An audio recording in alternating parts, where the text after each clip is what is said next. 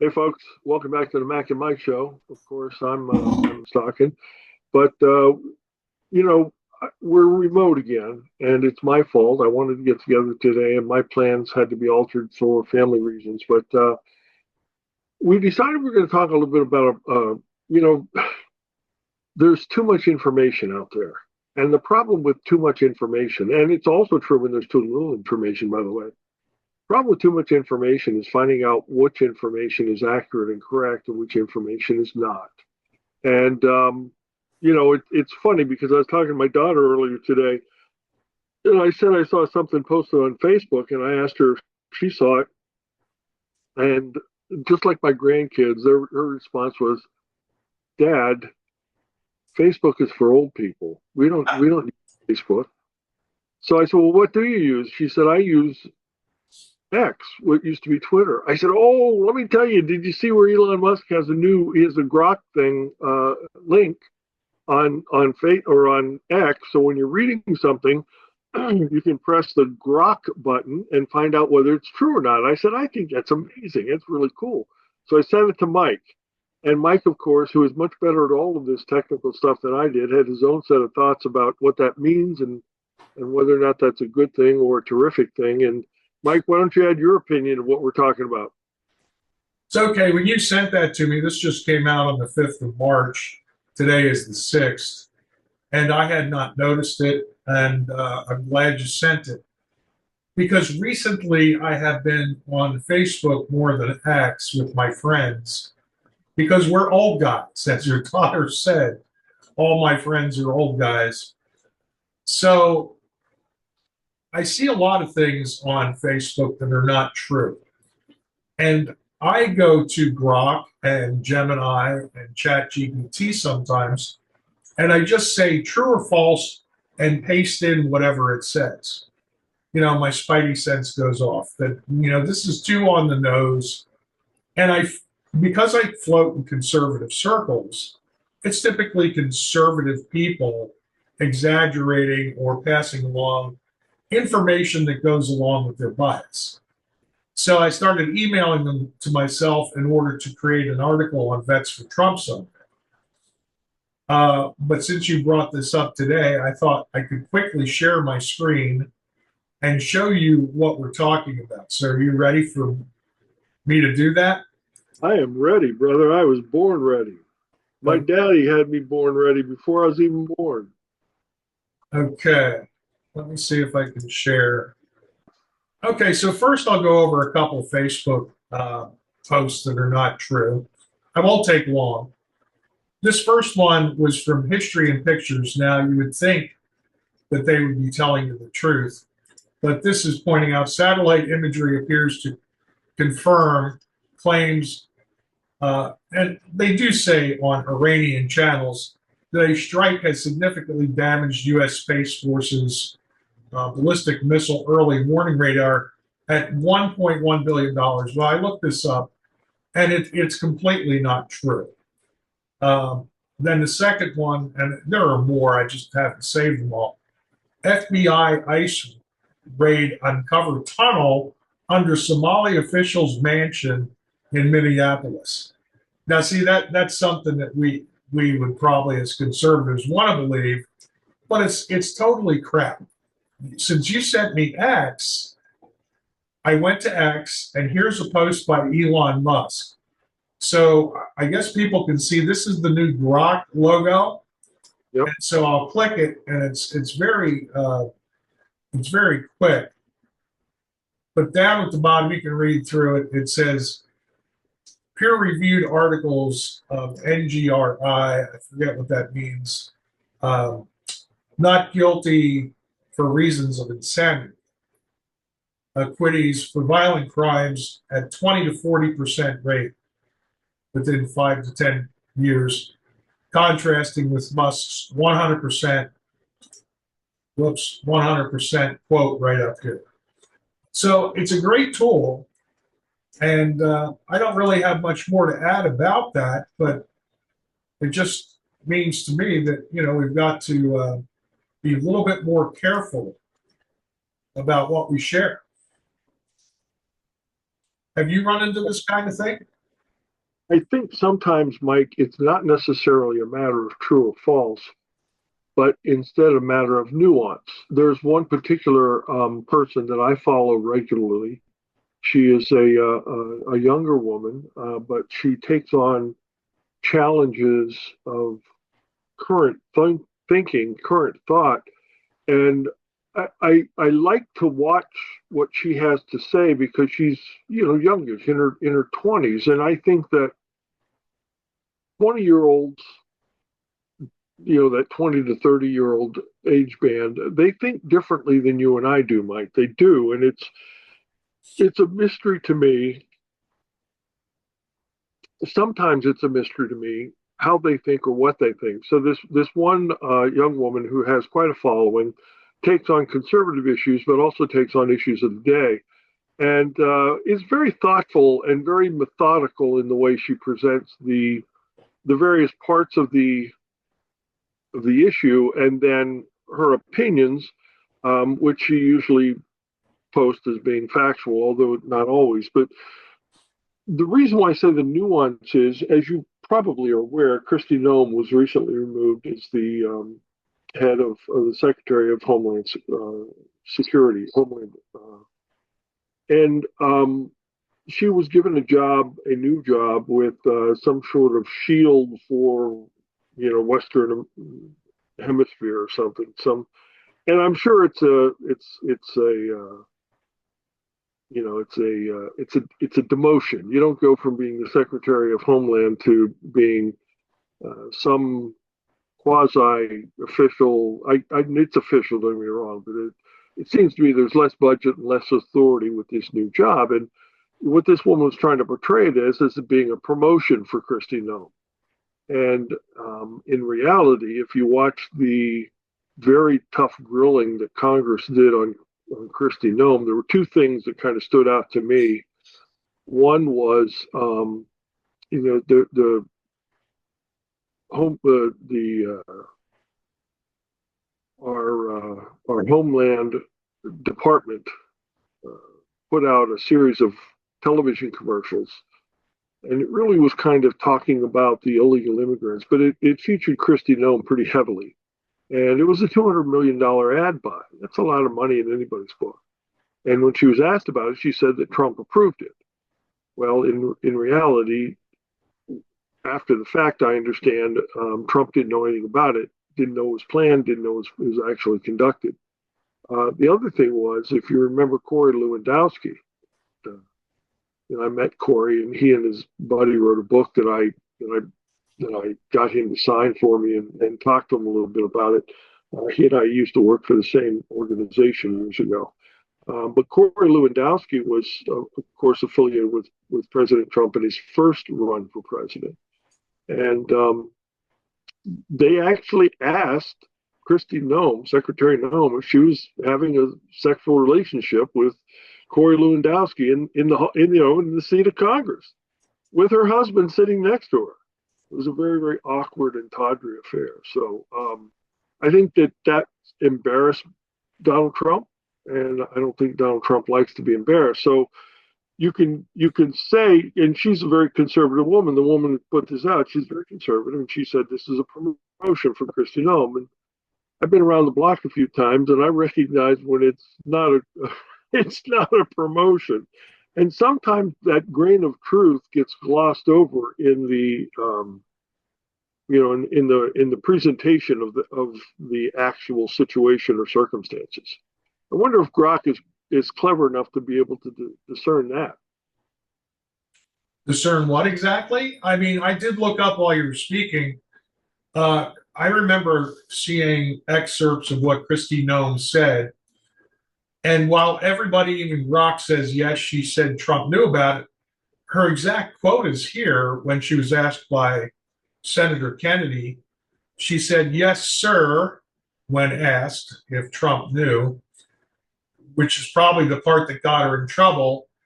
The part she said after that was, we went through the legal processes, did it correctly. So maybe if she would have let out the yes, sir, maybe she did go through some kind of legal process. I don't know. But she the yes sir could have easily been an acknowledgement of Kennedy asking the question. He Yes, starts out, that was his exact question. You're right. and he could, and she could have said, yes sir, as in I'm acknowledging you're asking me a question, not answering the question. That's a nuance as well. See, Right. that's the problem with the English language. Um, because there's so many ways in which words can be interpreted based on the words and the questions and the statements that surround them. Sometimes that gets lost in the shuffle as well. But make no mistake, Kristi Noem was not promoted. Yeah. Yeah. Now, what was it you asked if Grok could clarify it? Was it about the Yeah, effect? I guess what I'm trying to say is that this piece of information, and I'll run it through Grok as you did, although it's a Facebook page. But what this young lady was saying is Kristi Noem got this was not removed from her position, was not fired, but in fact was given a promotion. And there's no part of me that believes this new job Kristi Noem has is a promotion from being the Secretary of Homeland.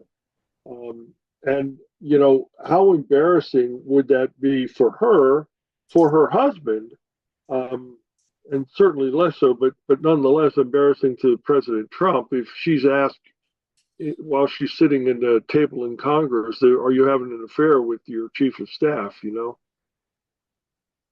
Yeah. I mean, there were rumors about her and Corey more than a year ago, maybe 2 years Right. ago. But I just grokked this, and it says it's a diplomatic special envoy role focused on a new Trump administration security initiative in the Western Hemisphere. So it's a new program. Yeah, you're right. It's got to be a demotion. Hell, I never heard of it. So I was wondering if they actually made up a new job description for her just to keep her on board, sort of a loyalty thing. I don't know. Well, I know this. From past experience, both in government and in private industry, Donald Trump likes to hire high quality people that are capable of doing big jobs and then give them the ability, the authority, and the wherewithal to complete that task. He doesn't, however, suffer fools easily, and he's not apt to give someone a second chance if they fail him the first time. He expects results, and he gives you the tools you need. And certainly, she was given the tools she needed, and I do think this embarrassed him, and I don't think Donald Trump likes to be embarrassed. No. And what you said about nuance is important. One of the benefits and one of the negatives about not just Grok, but Gemini, ChatGPT. Anytime you ask for clarification on a particular issue, it gives you way more information than most people are willing to read. Uh-huh. So, I often have to add the words, keep it brief. And then after that, I've learned that I have to say, keep it extremely brief and give me only the final summary conclusion or numbers. Yeah. Sometimes I'll ask, like approximately, and I'll even add this into my prompt, approximately, and I know this is approximate because it's going to give you an argument. So you negate it by saying, I know this is an approximation. How many deaths have there been between the Ukraine and the Russians during the war? If you just ask that without putting those caveats, you'll get 20 minutes worth of reading, and it sort of chops it down into 2 or 3 minutes. But yeah, nuance is important, which is what I think artificial intelligence is pretty good at. It's certainly not perfect. I've caught Gemini, for example, and before Grok, not lately since the upgrade, in false information or bad information.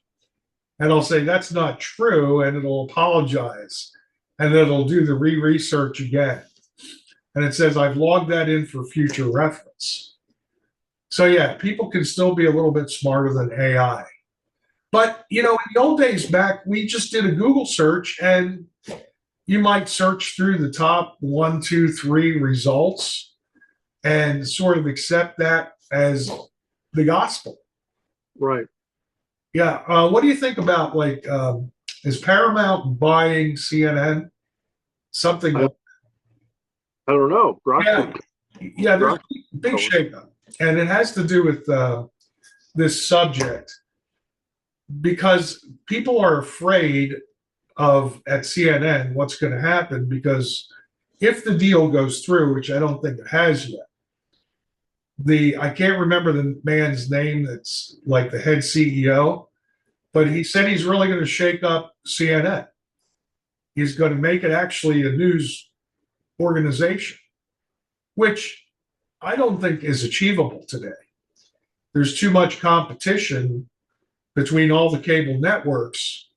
But one of the things I thought that could really be useful, and if anybody ever heard this and took my advice, I think they would really increase their credibility and maybe make more money. If you're going to do this on television, CNN, Fox, MSN, whatever, have a little chyron or marker of some sort when there's opinion and fact.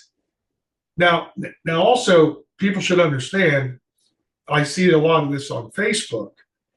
People can form their opinion based on fact, or they can form their opinion based on fallacies. I saw this happen just the other day on the Five, which one of the two shows I pretty much watch because Greg Gutfeld's on it. But Jessica Tarlov was on, and she said something that was like really outrageous about our economy being the worst of the Western economies. And I immediately went to Grok and Gemini, and of course, that was totally bull. And she said, well, check so and so's X feed. And I thought, oh my God. Yeah, see, she's probably believing somebody's X feed. But now the good thing is with Grok, I could, if this had existed last week when I heard this, I could have gone there, found the guy she was talking about, and clicked the old Grok button. right. But I had to take her words and type them into the various AIs. But back to television. Yeah, if they would just, to help, like you and I understand the difference between opinion and fact. And we understand the difference between opinion based on fact or opinion based on opinion or a fallacy. But the average person doesn't. You and I have been around a long time. And so we have these kind of spidey senses that go off and say, that's either too on the nose, or that confirms my bias, or that confirms my opponent's bias. Mike, I think we have to look at television in the broad frame, the broad reference of the word media. I think the way people get information, and it's news as well as opinion, is through media. At one point in time, media was the minstrel who would travel from town to town telling stories and entertaining the king. And then Gutenberg came out with his printing press, and magically we had this thing called books, and people would get books, and then eventually it became newspapers. And then, of course, Marconi came up with this great idea, and next thing you know, we have radio. And you and I weren't alive then, but they literally did what would amount to a series, a regular weekly series of radio programs that carried an ongoing thread of the storyline of various and different topics. Sometimes it would be serious, General Hospital. Sometimes it'd be hilarious, like the Honeymooners or something. And then of course when TV was kind of created, they took the radio model and just moved it over to television. It took them a while to figure out how to make the most out of television. A few years ago, I thought, somebody who was enterprising to buy CNN could make a lot of money. And the reason I said that is have you ever been in a public place that didn't have CNN on the television? I don't know how CNN got in every airport in the world, but there has to be contracts or something that does that. That would have been Ted Turner back in the day when he created cable news network. You know, you have to be able to find or define or capture your audience. And I think when media is looked at very broadly, you know, I guess what I'm saying is if you were going to invest an advertising campaign or you wanted to tell someone, would you tell it on the internet or would you print it in a book? Because I think that the number of people that are reading books today is dwindling, and the number of people that are getting information from the internet is growing. Even you and I, right? I mean, haven't we talked about not reading a book, but rather getting Audible and having the information read to us? I mean, isn't that where we're at with this? So I think that as we're talking about CNN, what we need to realize is that CNN is television. And CNN as television is probably not a growing model. CNN as internet, as streaming, very well may be a model for success, but it's going to have to be different. Paramount, to their credit, you know, they're doing a lot of interesting things with their on-demand and the shows they're creating. Is Landman a Paramount production? It may be. Yeah, I don't know. Have you watched Landman? No. Very well done program. Billy Bob Thornton is the lead character in that. And it's based on Texas and oil business and stuff. But I don't want to deflect from our original. You were talking about CNN, and I think that if Paramount buys CNN and they figure out how to get people to consume their media, because CNN still has that cachet, if you will, at least for guys my age, that says CNN is news, you know. And if they want to break into the news business, and I do think, you know, Mike, I think that people generally want the truth. And I think if you created a news network like CNN or Headline News, which I'm sure is part of the CNN business, and you did provide just truth, I think people would flock to you, you know? I think that could be a success. Yeah, but it's hard because the truth isn't always very entertaining, and the facts are not, you know, really entertaining. But you're correct. People are moving away from television. I mean, most young people today, like my kids, you know, she's running after 5 children, and my son-in-law is running a business, and youth today, you know, they're busy. And I found myself as I retired watching more television because even there are all these shows that I could not watch because I just didn't have the time. But today, as we were talking with unlimited DVR, and it comes with YouTube TV, it'll record every program you want. I've got 36 seasons of The Simpsons or something. You know, so it's, yeah, you're right. For the average young person, television isn't the main form of media. It's a lot of streaming. They'll catch it quick on their phone. I mean, I can even watch YouTube TV on my phone, but so when the war broke out, for example, if I wasn't by my TV and I wanted to just catch what's the latest today, I would turn on YouTube TV on my phone for about, I don't know, 3 minutes to see if anything changed and shut it off. Because, you know, unless something big breaks, it really, you know, I'm not going to sit there and watch it all day. Imagine if you're working and running after 5 kids. Yeah, you know, you can't, you don't have time to scratch your butt, let alone tune into current events. But one of the things that struck me, and maybe you have some thoughts on this, is I always think, because you and I are older guys, and we were talking about news, and you and I are old enough that when we were little kids, if you went to the RKO movie theater when I was a kid, you actually saw newsreels Yes. before, and that sort of faded out by the end of the 60s.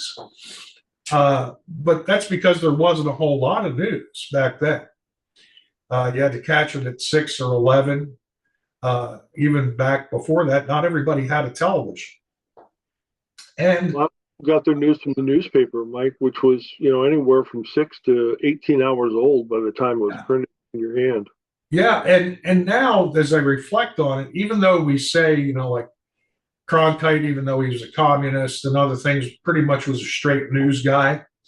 He didn't let his political feelings come into play. But you actually have to wonder.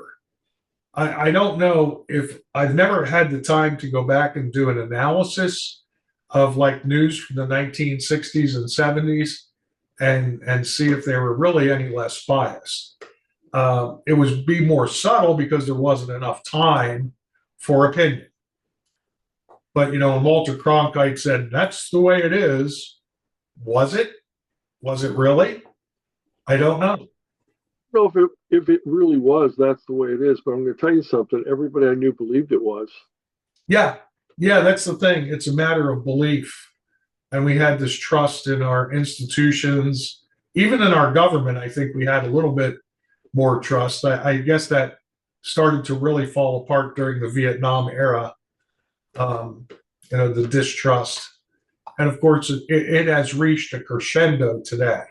And of course, social media amplifies that distrust.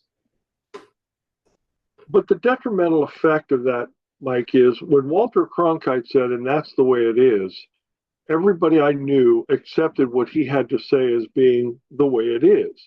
And today, we have so many news outlets and so many different types of media that serve that news outlet kind of information space for individuals. I've had friends that I've known for years that have challenged me on something I've said on a Facebook post, only to come to find out that they're getting their information from MSNBC, and well, I'm never going to say anything that remotely agrees with MSNBC unless I do it completely by accident, because I never watch it. Right. I don't see it. I don't know what they're saying. And I guess where I'm at is, now that I know that X has this Grok button, I'll be looking for more of my news on X than I will on Facebook, or even from television shows. I don't watch a lot of television. If I do, it's usually a sporting event.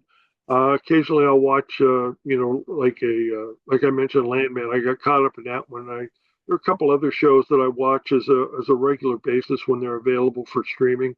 But I do catch Fox News occasionally because I think that even though I know they're biased and they lean right, most of what they have to say kind of aligns with what I'm thinking. So I'm enjoying that confirmation bias that goes along with watching somebody who agrees with me. But for the most part, I just want to know what the real truth is. And I will spend more time on X. And it's funny because when I told my daughter about Facebook, she said, Dad, I don't even use Facebook. I get everything from X.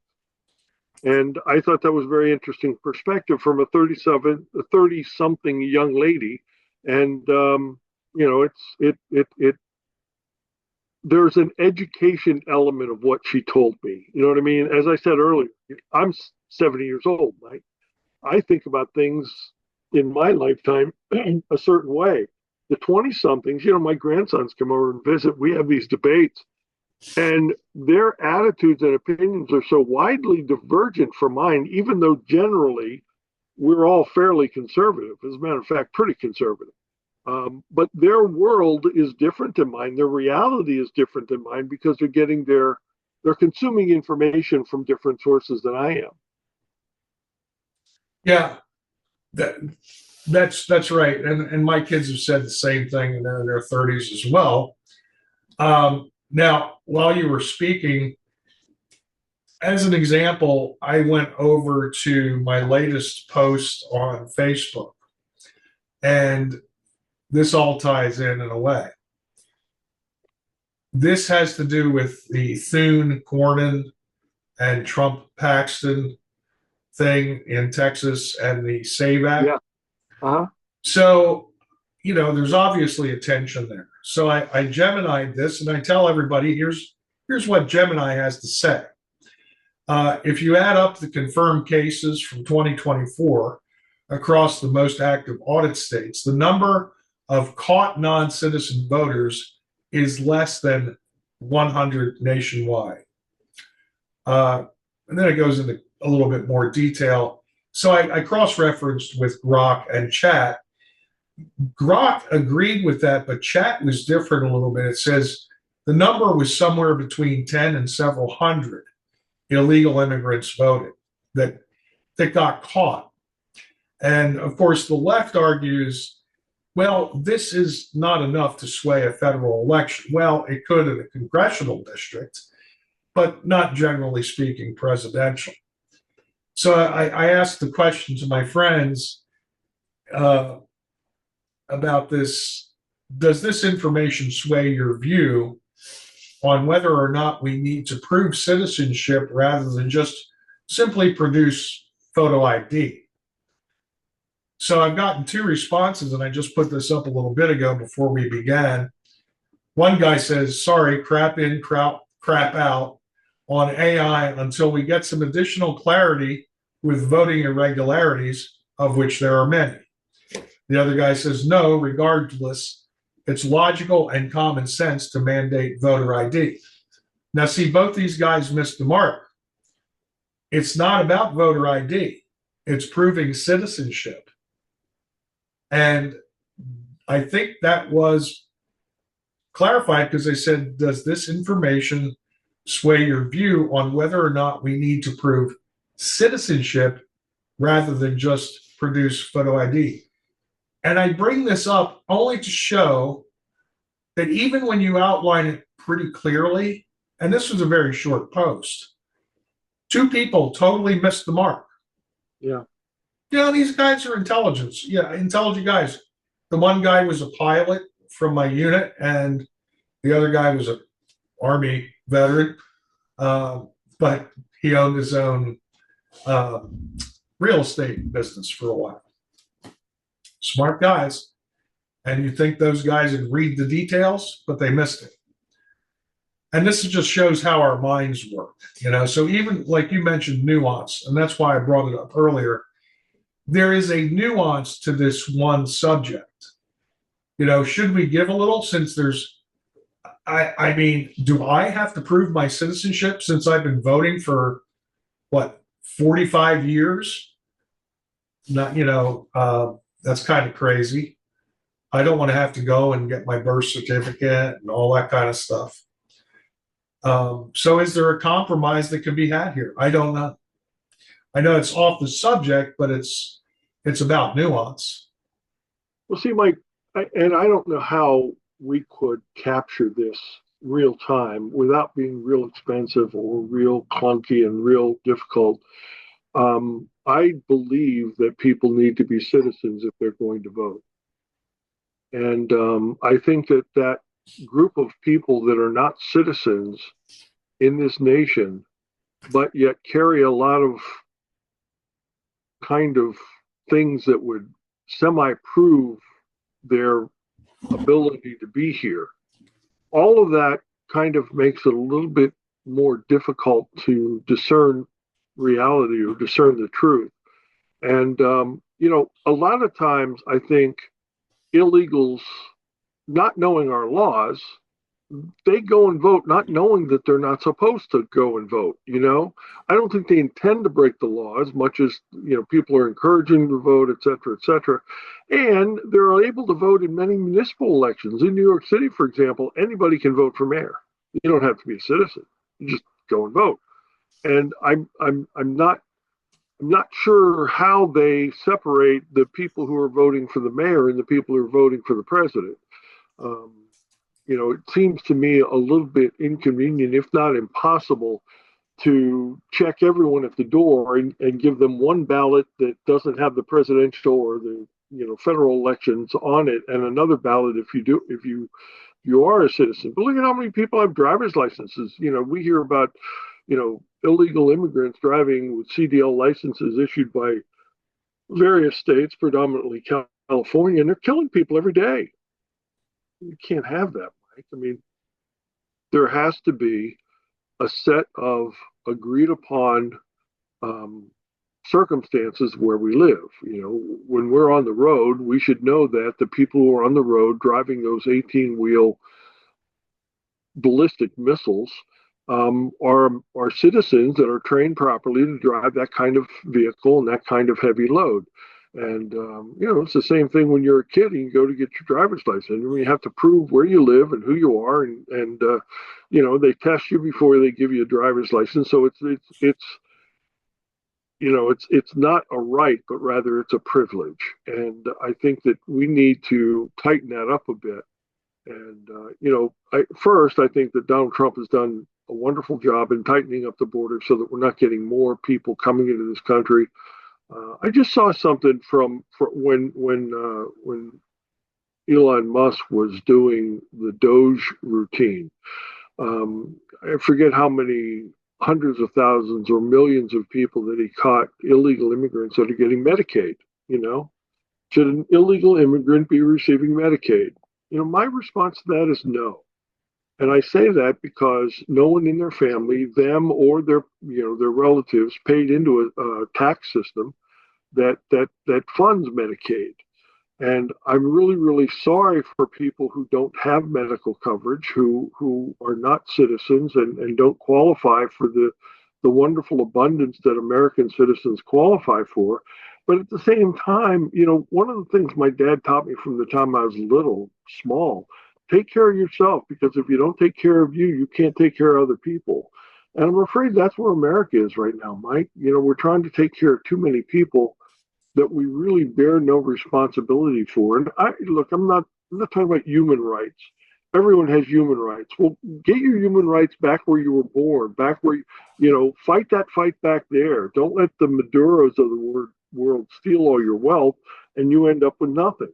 Um, I just I have a problem with people coming here illegally and then sharing in the bounty that exists in this country that other people are paying for. You know, it would be the same thing, Mike, if you moved in with your next door neighbor and started eating their food. You know what I mean? Aren't they going to say, "Hey, what the hell are you doing in my house?" Oh yeah, I've made that argument many times. By the way, that's not true about New York. That got struck down by the courts. It never happened.